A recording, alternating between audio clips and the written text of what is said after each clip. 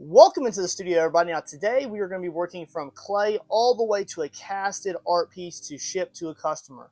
Now, the theme that we're going to be working with is Umbrella Corp. Yes, Resident Evil. Now, I had actually designed this a few years ago, and I haven't really sold any since. But with the customer making a purchase of this, I would like to go ahead and make this into a casted item. So we will be going ahead and sculpting this. We'll make a silicone mold of it, and then we'll make a cast of it with some maybe smooth on, smooth cast 300 bright white.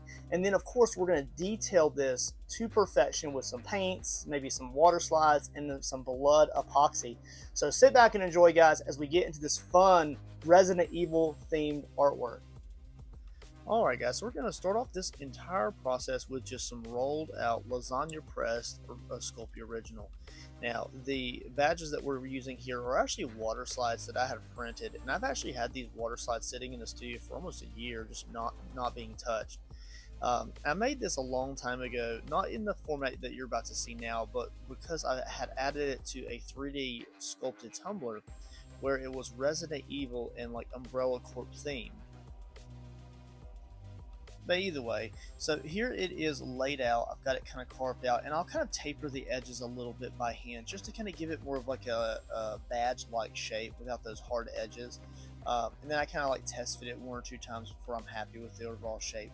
Now I actually am going to be doing this in 2 different varieties here, but you're going to see the bronze version here. So of course we're going to go ahead and apply a little bit of a kind of like a shirt texture as well as some bite marks. Now that's really what makes it like the zombie like kind of theme, is we're going to have a little bit of blood splatter, a little bit of gore around those bite marks. As for the general shape of the badge itself, I want to have a little bit of a ramp style, and we can really push the envelope a little bit more because we are casting this out of plastic this time and making a mold of it to reproduce. But the bottom of the badge will be kind of making contact with the surface that the item is sitting on, and it'll be kind of ramped up towards the back where that kind of like the meat texture is. Like a little bit of like skin had been torn away from the subject that the zombie was going after. So we'll have some bite marks, a little bit of like shirt texture, and then a button there, just to give the simulation that that had been torn away from the body. So with the sculpt work finished out on our little badge here, we're going to go ahead and move on into the silicone making process. Now we're going to be using smooth on Moldstar 15 Slow to create this. I really do like this brand overall, and I will mention throughout the process of the reasons why and how I like to pour it and this and that, and also why I kind of prefer latex molds over silicone molds at times.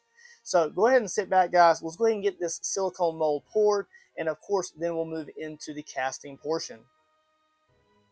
Alright, so moving on to the mold making process here. As you can see, I did fill in some of the exterior voids around the edges of the kind of like separate baked badge.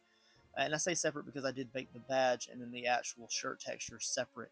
And then I added the badges to it after the fact. So that way I can make sure that the badges are actually flat and it gives that realistic look to it. If you sculpted the badges along with the back texture, you need to make sure that they're flat, or otherwise they could be really like out of dimension, and it wouldn't look really good. And we're going to be using the hot glue method here, and this is actually the first time that I've used like metal, like aluminum tin pans to create my molds, and I'm actually really digging it.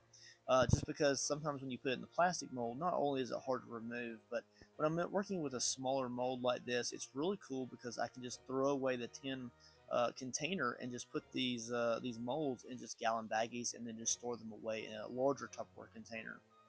Now the silicone that we're using here is Smooth on Moldstar 15 Slow, and it really is great because not only is it easy to mix, but it allows you just ample time to do what you need to do. Now, not in this situation, but sometimes what I'll do is I'll do a brush on first layer so that way you can get that silicone into all of those nooks and crannies. Now, as I stated before, I am using Smooth on Moldstar 15, and this is 1 part by 1 part, and I do have a few sample size bottles here. Now, one sample size bottle is enough to completely fill out this entire silicone mold, but if you are working with larger subjects, you may need to order a few of those kits or a larger gallon size. Sometimes those sample size, the smaller jugs, just really aren't enough, and they don't really cover as much as you would think. So have that in mind in case you get like halfway through a mold project and you just realize, oh, this isn't enough, and then you have to wait for more to come in or wait for you, to save up some money and order another round. That does happen once in a while. So we're going to do a few just simplistic pours because I do use disposable cups for A and the B, and then one to mix in, and I'll use those same 3 cups for the entire project. Now, as you can see here, we're going to go ahead and pour another layer here. Look how soothing that layer is. I really do love pouring silicone. I think it's just very therapeutic, or at least I believe it is. I just get that vibe from it whenever I'm pouring silicone. It's just very nice and soothing. It's a very fun process. I don't like having to scrape the cups, but that's just part of the process. All right, so with our mold completely finished out here, we can go ahead and move on into the actual casting process. Now, I didn't get that on camera, and I may get it later on in like a short video type of clip, but for today, just remember that I'm just using Smooth on Smooth Cast 300 Bright White like I've used in a lot of my previous content. So if you'd like to see me make a pour of this, make sure you check it out later on in my channel, or you can see other pours of similar styles. It's just basically mix one part of the casting plastic from Smooth On. You pour it in, you let it cure up, and then you kind of demold it, as you can see here. Now, what we're going to do is we're going to go ahead and move on into the detail work. We're going to use some acrylic paints, a little bit of UV resin, maybe some 2-part epoxy resin. We'll see, depending on how I feel. We want to make sure it's a little bit of gore on it, but not too much to where it's just kind of nasty. And we want to make sure that we kind of capture a little bit of that dry brush over those high raised edges of the blue jean texture. And we're going to go ahead and just kind of paint the underneath of each individual badge in a little bit of a black shadow.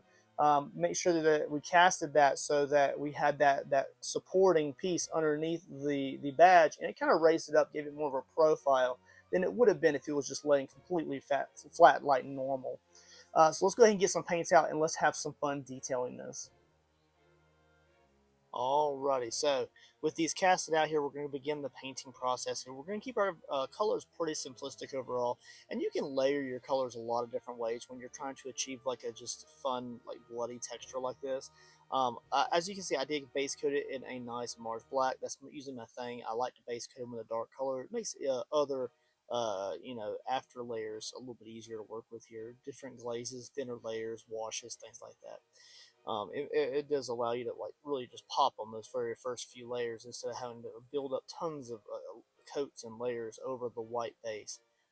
The black is just easier to work with. I've also given this one a nice layer of just antique bronze here. Now I'll change that antique bronze throughout the process and make it a little bit more copper toned, but I won't do that until I get the actual badge water slide on to the actual sculpted piece here. Once I get a feel for that, how the color is on that image, then I'll kind of detail the actual metallic edges so it kind of blends that water slide into the actual piece of sculpted badge that we have here. We're also going to give the kind of bloodied white textures a little bit of a white base. It's not actually white. This is actually a Naples yellow. I try not to use too much titanium white in my artwork anymore. I just feel like it's a very unnatural color.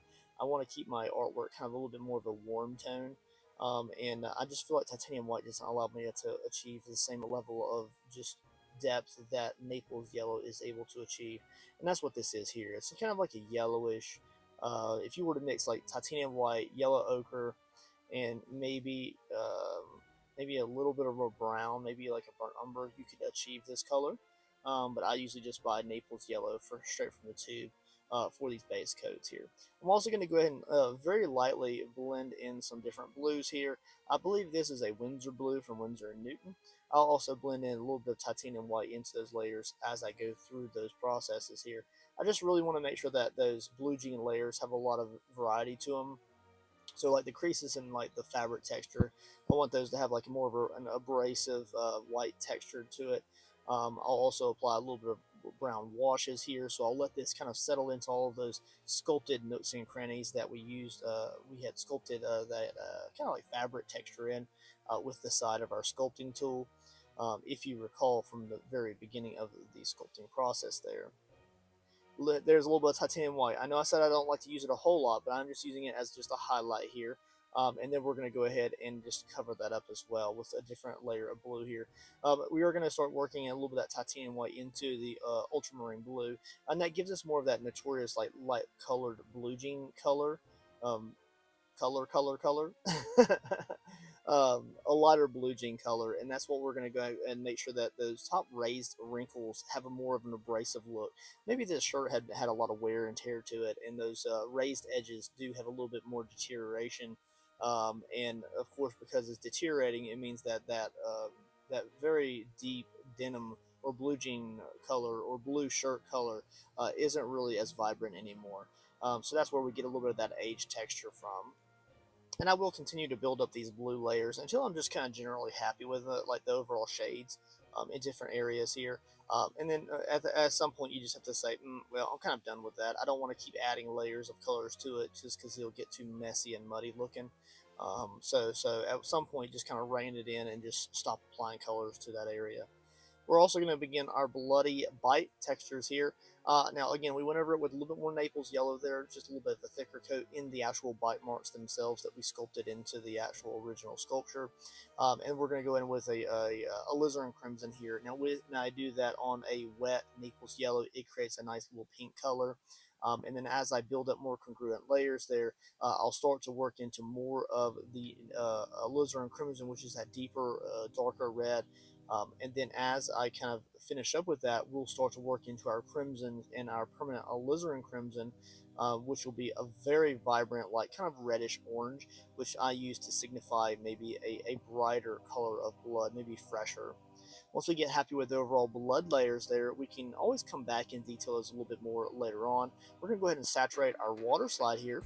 Now, this is the bronze one here. Now, these are not my original images here.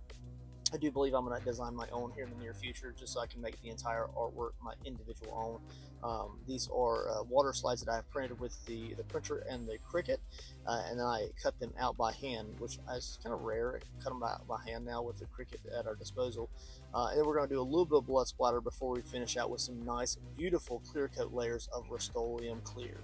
Thing turned out absolutely amazing. Both silver, which is a medium size, and then the bronze, which is a little bit of a smaller version, of course have like different price points, but it's just minute details and variations. I didn't want to just create one. If I was going to go ahead and make a silicone mold of them, I might as well go ahead and create two variations of it and give my customers some options when they order these from my Etsy shop. Again, these are made out of plastic of my original sculpted designs, and I had actually sculpted this ways back in my art professional timeline, but it's good to bring some of those older artistic styles back into the channel sometimes, and then you get to enjoy the overall content. I'll see you guys on the next awesome video. What we'll be making, you never know. Later, guys.